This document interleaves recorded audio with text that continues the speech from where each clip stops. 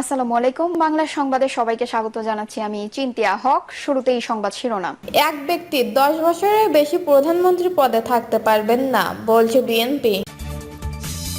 এদিকে উপদেষ্টা পরিষদের মধ্যেই রয়েছে আওয়ামী লীগের প্রেতাত্মা বলছেন রাশেদ খান। জানাবো চা খেতে 1 লাখ টাকা, হাসনাত আব্দুল্লাহর অভিযোগ প্রসঙ্গে যা বললেন দুদক।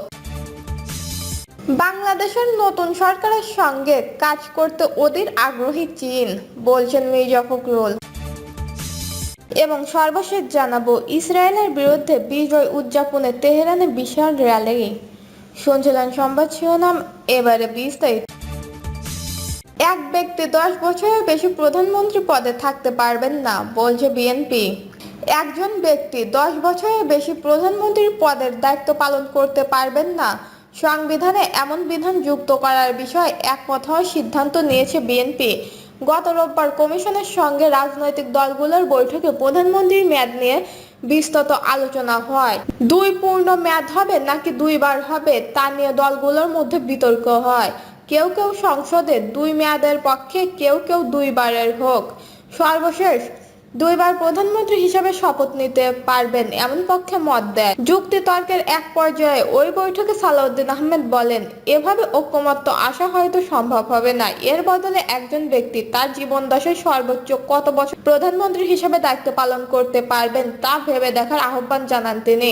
একজন ব্যক্তি সর্বোচ্চ কতবার প্রধানমন্ত্রী হতে পারবেন তা সংবিধানে অন্তর্ভুক্ত করার প্রস্তাব করে সংবিধান সংস্কার কমিশন। প্রস্তাবে বলা হয়, এক ব্যক্তি সর্বোচ্চ 2বার প্রধানমন্ত্রীর দায়িত্ব পালন করতে পারবেন। জানা গেছে, মঙ্গলবার রাতে স্থায়ী কমিটির বৈঠকে এটি নিয়ে বিস্তারিত আলোচনা হয়েছে। দলটি সিদ্ধান্ত নিয়েছে একজন ব্যক্তি সর্বোচ্চ 10 বছর প্রধানমন্ত্রী পদে থাকতে পারবেন। উপদেষ্টা পরিষদের মধ্যে রয়েছে আওয়ামী লীগের প্রেতাত্মা বলছেন রাশেদ খান। অন্তর্বর্তী সরকার সব সময় সুশীল আচরণ করেছে বলে মন্তব্য করেছেন গণ অধিকার পরিষদের সাধারণ সম্পাদক রাশেদ খান।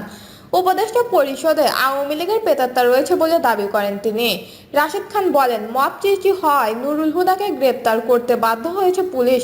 মব সৃষ্টি না হলে কি নুরুল হুদাকে গ্রেপ্তার করতো না তার প্রমাণ রকিব উদ্দিন ও হাবিবুর রহমান। এখনো পর্যন্ত তাদের 2জনকে স্বরাষ্ট্র উপদেষ্টা গ্রেপ্তার করার বিষয়ে পুলিশকে কোনো তাগাদা দেয়নি। তিনি আরো বলেন, মবের বিষয়ে আমি সবসময় বিপক্ষে মতামত দিয়েছি যে গণঅভ্যুত্থানের পর শান্তি শৃঙ্খলা প্রতিষ্ঠান মব কখনোই কল্যাণ বয়ে আনবে না।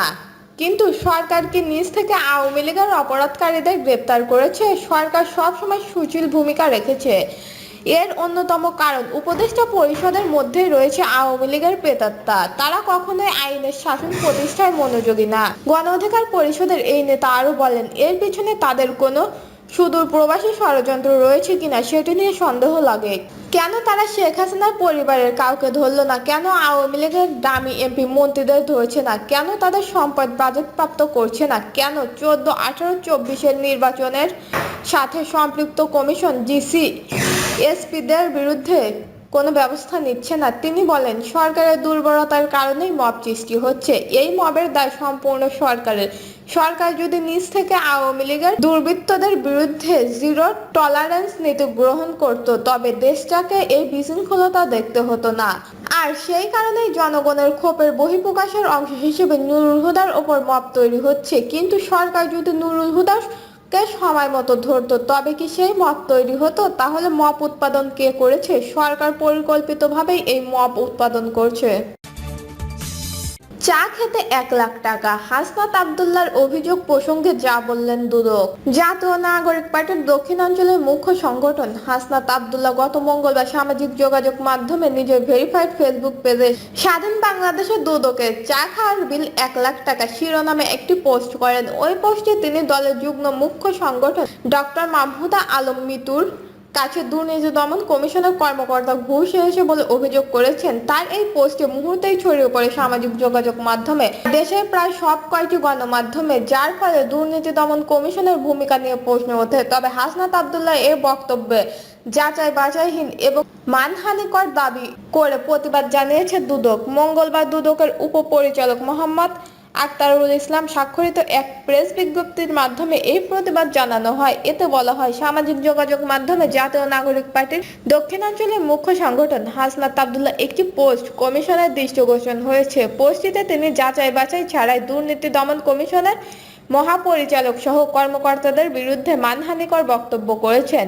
প্রতারণার বিষয়ে সতর্কতা দিয়ে দুদক বিজ্ঞপ্তিতে জানায়, এই বিষয়ে সবার অবগতির জন্য জানানো যাচ্ছে যে একটি প্রতারণা চক্র দুর্নীতি দমন কমিশনের চেয়ারম্যান, মহাপরিচালক বা কর্মকর্তার পরিচয়ে মামলা থেকে অব্যাহতি প্রদানের জন্য বলে প্রতারণা চালিয়ে আসছে, যার সঙ্গে দুদকের কর্মকর্তাদের কোনো সম্পর্ক নেই। দুদক এরই মধ্যে এ বিষয়ে আইনগত ব্যবস্থা নিয়েছে এবং প্রতারক চক্রের অনেককে গ্রেপ্তারও করা হয়েছে। বিজ্ঞপ্তিতে দুদক আরও জানায়, এরই মধ্যে দুদক প্রতারণা রোধে সবাইকে সতর্ক করে আছে, যা বিভিন্ন জাতীয় গণমাধ্যমে প্রকাশিত হয়েছে।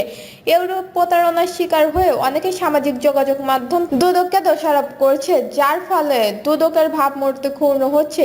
এই ধরনের প্রতারণার তথ্য দুদককে জানানোর অনুরোধ জানিয়ে বিজ্ঞপ্তিতে বলা হয়েছে, পুরংশ প্রতারণামূলক ফোন কল, বার্তা বা ব্যক্তিগত যোগাযোগ মাধ্যমে কারো কাছে থেকে টাকা চাওয়া হলে কিংবা কোনো প্রতারক বা অনিয়মের তথ্য পাওয়া গেলে দুদকের টেল ফ্রি হটলাইন 106 নাম্বারে জানানো অথবা নিকটস্থ দুদক কার্যালয় বা আইন শৃঙ্খলা রক্ষাকারী বাহিনীর সহায়তা নেওয়ার জন্য অনুরোধ করা হচ্ছে। মঙ্গলবার রাতে নিজের ভেরিফাইড ফেসবুক আইডিতে দেওয়া এই পোস্টের সঙ্গে হাসনাত আব্দুল্লাহ 3টি ভিডিও ক্লিপও যুক্ত করেন। স্বাধীন বাংলাদেশের দুদকে চা খাওয়ার জন্য বিল 1 লাখ টাকা শিরোনামে হাসনাত আব্দুল্লাহ লেখে, আপনার নামে দুর্নীতির কোনো অভিযোগ না থাকলেও সেটাকে ক্লিয়ারেন্স দিতে আপনাকে 1 লাখ টাকা দিতে হবে। সম্প্রতি মাহমুদা মিতুর কাছ থেকে 1 লাখ টাকা চাওয়া হয়েছে বলে জানানো হয়। মাহমুদা মিতুরকে বলা হয়, আপনি একজন ডাক্তার, আপনার তো টাকা পয়সার কোনো অভাব থাকার কথা নয়, আপনি 1 লাখ টাকা দিয়ে ক্লিয়ারেন্স নিয়ে যান। তিনি লেখেন, দুদকের সর্বনিম্ন রেট নাকি 1 লাখ টাকা। টাকা দিতে অস্বীকার জানালে আক্তার আবার ফোন করে জানতে চান টাকা কবে দিবেন কিংবা দিবেন না, টাকা না দিলে নাকি খবর করে ছেড়ে দেওয়া হবে। রেড কিষানটা মাহমুদা মিতু যোগ করে দিয়েছেন 5 আগস্টের পর। দুদক এখন তদন্ত করছে আওয়ামী লীগের সময় দুর্নীতি নিয়ে, অথচ হাস্যকর ভাবে আওয়ামী লীগ আমলের কর্মকর্তাদের নাম না নিয়ে তখনকার দায় চাপানো চেষ্টা করা হচ্ছে এখনকার লোকজনের ওপর। এখানে বড় অঙ্কের টাকার লেনদেন সমূহ সম্ভবতাও আছে, কিন্তু কিছু না করাদের কাছ থেকে যদি 1 লাখ করে টাকা নেয় আওয়ামী লীগ আমলের কর্মকর্তাদের থেকে, তাহলে তারা কত টাকা নিয়েছে? বাংলাদেশের নতুন সরকারের সঙ্গে কাজ করতে অধীর আগ্রহী চীন, বলছেন মির্জা ফখরুল। বাংলাদেশের নতুন সরকারের সঙ্গে কাজ করতে চীন অধীর আগ্রহে অপেক্ষা করছে বলে জানিয়েছেন বিএনপি মহাসচিব মির্জা ফখরুল ইসলাম আলমগীর। ফখরুল বলেন, চীনের পক্ষ থেকে বাংলাদেশের একটি অবাধ ও সুষ্ঠু নির্বাচনের প্রত্যাশা করা হয়েছে। তারা নতুন সরকারের সঙ্গে কাজ করতে অধীর আগ্রহে অপেক্ষা করছে। বিএনপির মহাসচিব বলেন, বাংলাদেশের কৃষি, শিল্প, গার্মেন্টস, স্বাস্থ্য, অবকাঠামোর উন্নয়নে চীনের সহায়তা অব্যাহত রাখা সহ বাণিজ্যিক অসমতা দূরীকরণের পদক্ষেপ গ্রহণ ও আধুনিক প্রযুক্তি কর্মদক্ষতা বৃদ্ধির বিষয়ে সহায়তা প্রদানের আহ্বানও জানানো হয়েছে।